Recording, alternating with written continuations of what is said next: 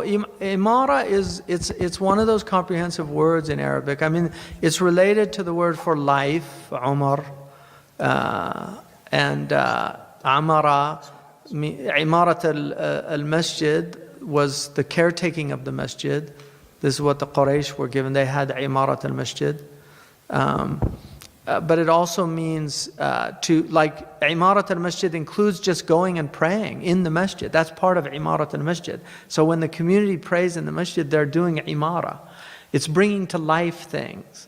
And that's part of what we were created to do, to bring our civilizations to life, bring knowledge to life, to build all these different things. I mean, why have stripes on a why do that? What is that? That's Imara. That's why do the Afghan or the Palestinians or the Moroccans, why do they do all that tatriz?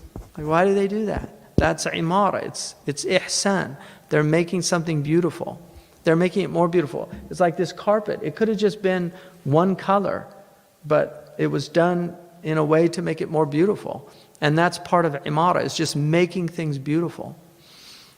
But it's civilization, and one of the beauties of Islam is that it acknowledges Aboriginal peoples. It doesn't destroy Aboriginal peoples, because there's something very beautiful about Aboriginal people. They remind us of something. One, they remind us of the simplicity of life.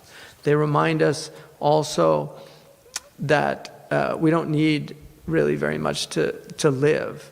They also remind us of a kind of a constraint in lifestyle. Like their lifestyles are not going to impinge on their surroundings to the degree where it actually begins to harm us. So Islam never eliminated the Aboriginal people like Christianity did. I mean, Christianity just saw the Aboriginals as, we need to get rid of them. We need to make them sedentary.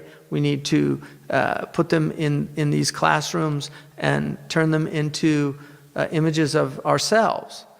The Muslims never did that, but what they did do, which is very interesting, and the Mauritanians are a testimony to this, they created the first scholastic Aboriginals. You'll never find this anywhere.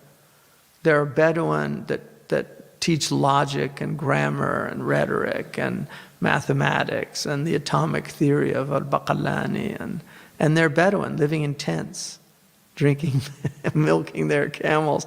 No other civilization has done that, and that is a proof of Islam. The Mauritanians are a proof of Islam.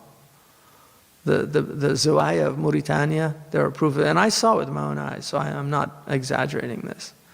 They're the only, there's no other Aboriginal peoples in human history that I know of or have heard of that became scholars.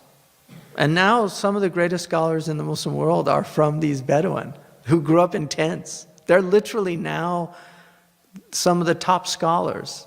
I mean, Sheikh Abdullah bin Bayya is recognized as one of the top Usuli scholars in the world, and he grew up in a tent. Muhammad Hassan al-Dadu is considered one of the top scholars in the Muslim world. All these scholars respect his knowledge. He's Mauritanian. And many others. Sheikh Muhammad Amin al-Shinqiti, he was the greatest mufassir.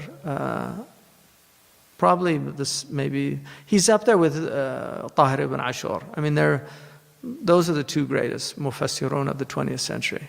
Well, Tabatabai, I'll add there's three. But there's not any other ones that are significant in the 20th century. Tabatabai in the Shia tradition, incredible Quran tafsir he did. And then Tahir ibn Ashur and Muhammad Amin al-Shinqiti. And Muhammad Amin al-Shinqiti did something that hadn't been done before. I mean, Tahir ibn Ashur, it's a beautiful commentary, but it's very consistent. I mean, it has some really interesting modern aspects to it, but it's very consistent with traditional. Whereas Muhammad Amin al-Shinqiti did a tafsir al-Quran bil-Quran. Like, it's really using the Quran to interpret the Quran. So it's a unique tafsir in that way.